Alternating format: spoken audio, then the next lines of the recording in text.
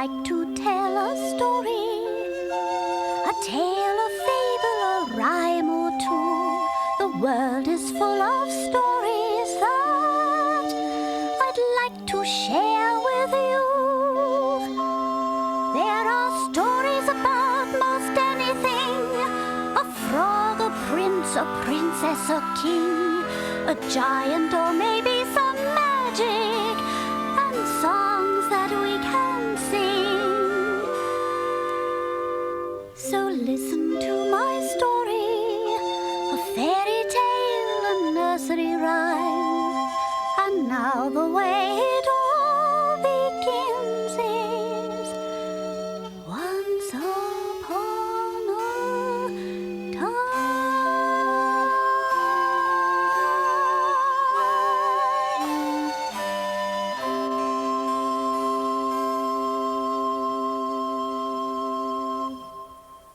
Hello, I'm Mother Goose. How are you, dear? I have so many wonderful stories to tell you.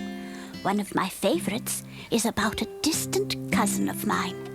It's called the Ugly Duckling. Now, as I'm telling the story, you can follow along in the book. Whenever you hear me honk like this, that's the signal for you to turn the page. All right? Now turn to page 1. Did you turn to page 1, dear? Once upon a time, on a beautiful, warm summer morning, in a rushy thicket near a pond, a mother duck sat on her 6 eggs. Father duck waited anxiously nearby. I'm going to be a father. I'm going to be a father. For days the mother duck sat on her eggs, keeping them warm and toasty, until finally, one day, the eggs began to hatch. Russell! Oh, Russell! Oh, they're hatching! They're hatching! Oh, come quickly! Coming, Martha. The father and mother duck watched as the eggs broke open, one by one, and one by one the little ducks appeared, all but the last little one. Hey, I wonder why the last egg won't hatch. Hello in there. Time to come out. But no matter how hard they tried to coax the baby duck out of the egg, that last and biggest egg just would not hatch. Now the little pond with its surrounding banks was the home of many animals. Among them were 4 families of ducks, 2 geese, 2 swans, a beaver, and lots of fish. On the other side of the pond lived a family of toads.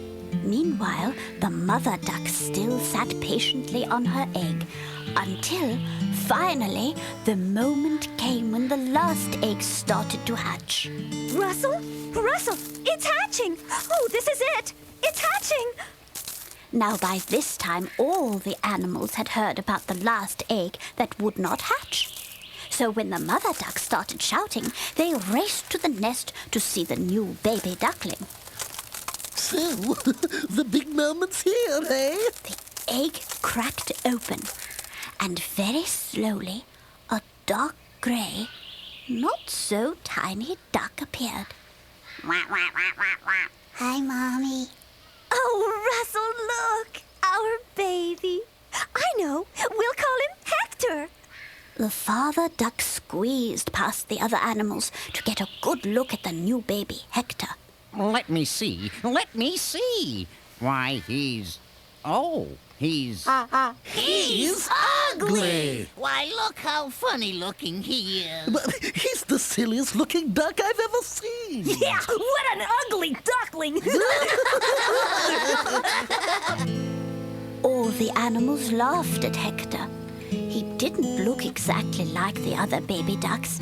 As the animals teased, tears rolled down the little duckling's cheeks. What's wrong with me? Is something wrong? Am I ugly? Hector buried himself deep into his mother's chest feathers. I'd hide that ugly duckling if I were you. He sure is an embarrassment to the rest of the family. All right, that's enough. He's done nothing to you. Go on now, get out of here. Leave Hector alone. The beaver, the geese, and all the other animals walked away, laughing, leaving Hector and his family alone. Hector stayed close to his mother, doing his best to hide beneath her large, soft wings. Am I really ugly, Mommy? Huh? Mommy, am I? Oh, no, Hector. Just then, two beautiful white swans glided past. Hector wanted to be beautiful too. Why couldn't I be beautiful like those birds? I'm awful sorry I'm so ugly. Nonsense, Hector. You're not ugly. You're just different from the others, that's all. Keep your chin up. That's it. There now. I think you're beautiful. Well, I don't feel very beautiful. I feel ugly. During the next few days, the animals of the pond teased Hector whenever they saw him. And even though his parents tried to comfort him, Hector still felt very bad. Then one night, when everyone was fast asleep in the thicket, the little duckling decided to run away. He tiptoed quietly into the night. Goodbye, Mommy. Goodbye, Daddy. Goodbye, everybody. Maybe I'll be back someday. Maybe. Hector waddled along the edge of the pond. It was getting dark, and the evenings were turning cold. Fall was coming. As Hector waddled along, he heard hoots and whistles and scary noises. The night sounds frightened him. What's that? What's that? Whoa. What's that? He stopped and hid beneath a thick hedge along the pond. I think maybe I'll finish running away tomorrow morning. And while the moon danced on the night dew all around him, Hector fell asleep. When Hector awoke the next morning, he continued to run away from home. As he made his way along the bank of the pond, a large green toad suddenly jumped in front of Hector. Hey, what's a big idea? You have scared me. Oh, I'm sorry. I thought you saw me. The toad stopped jumping and came to rest in front of Hector. He introduced himself. His name was Otis. My name is Otis. What's yours? My name was Hector and you had scared me. Well, how do you do, Hector? Say, what are you doing on this side of the pond, anyway? Most of the ducks I know live on the other side. Hector explained that he was running away because the other animals teased him for being ugly. Aren't you going to call me names and tell me that I'm ugly? Ugly? You think you're ugly? You're going to ask a big, old toad with warts and bug eyes to call you ugly? Oh, that's funny, Hector.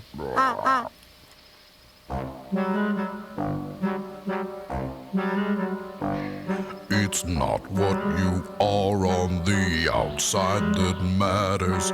It's only the inside that counts. It is? It's not real important if a ball's blue or yellow. It's how high the ball's gonna bounce. If you want to be beautiful, do something beautiful. Go give your parents a kiss. Tell them you love them and you care lots about them. I do. Why, how can you miss? It's not what you are on the outside that matters. It's how much you give from within. From within? So look deep inside where you're trying to hide. Come on out and let life begin. If you want to be beautiful, do something beautiful. Find someone and lend them a hand. Why, take my advice. It's nice to be nice. Understand? Yeah. It's not what you are on the outside that matters. It's how much you give from your heart. From your heart? So go home today and stop running away. It's time for your real life to start. Yes, under those feathers, you're really quite together. Am?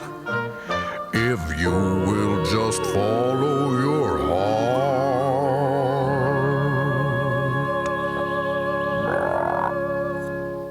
Otis did a wonderful thing. He told Hector that true beauty isn't what you are on the outside. It's what you are on the inside, by the things you do and say. Hector started feeling a lot better about himself. Otis, you know what? I feel a lot better. And you're going home now? You bet I am. I learned a lot about myself and what's important. Otis convinced Hector to go back home and face things with a positive outlook. Now remember, don't let others bother you. Just keep on being beautiful on the inside. Hector waved goodbye to Otis with his little stubby wing and swam home just as fast as he could. When he reached the thicket, his family came swimming out to meet him. They were all happy he was home.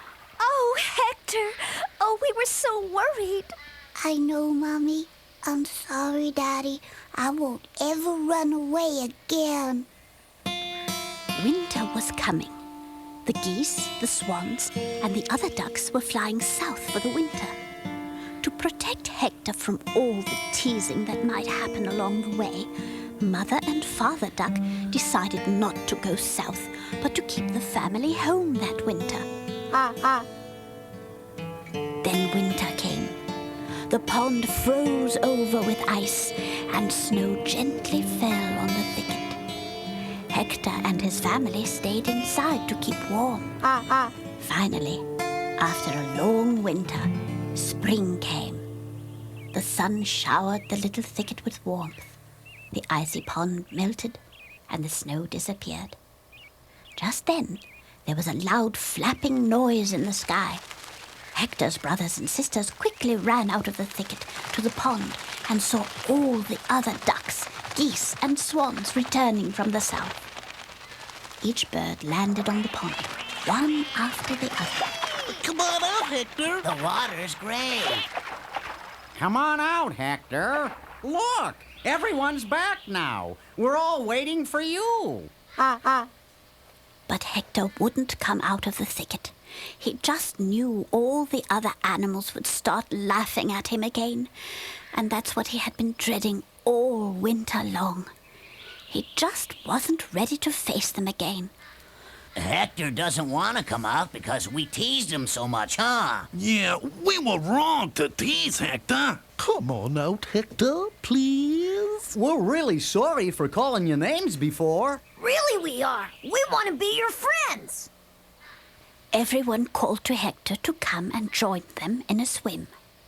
But Hector wasn't convinced. But then he started thinking about the things Otis had said. Otis was right. I have to face him. I can't run away anymore. So what if I'm ugly on the outside? I'll just be the best I can be on the inside. Yep, that's what I'll do. Okay, here I go. With Otis's song in his heart and his head held high, Hector left the thicket and swam out onto the pond to face the world. Hector, is that you? Hector looked down at his reflection in the water. Hey, who's that? What happened to me? When he saw himself in the pond, he didn't see an ugly duckling staring back at him. Instead, he saw a beautiful white bird with soft white feathers and a long, slender neck. Gee, I look just like those beautiful birds I saw that day. Why, I'm beautiful. He's a swan! I'm a swan. Hey, everybody, I'm a swan. Yay! Cheers for Oh, what a wonderful story. Hector was a lovely swan. And although the duck family never found out how a swan egg got into their nest to begin with, they loved Hector just like one of their own and took good care of him. Hector had learned from Otis that things don't get better by running away or hiding, and about the true beauty that comes from inside. You see, even though nature made Hector into a beautiful swan, it was the kindness within Hector that made him truly beautiful.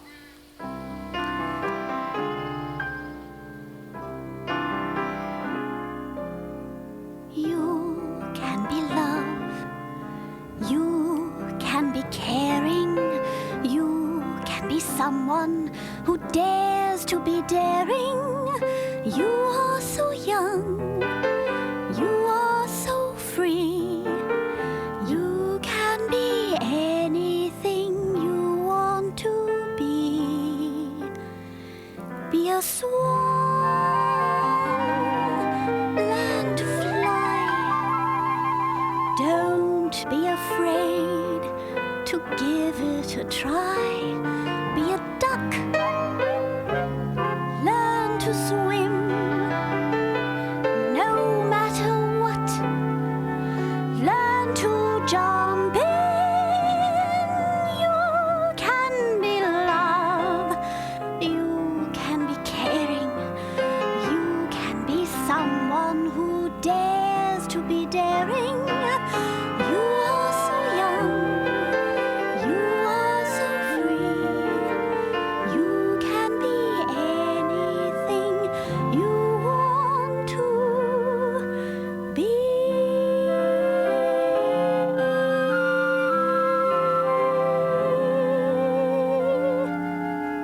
Oh, yes, you can. And so they lived happily ever after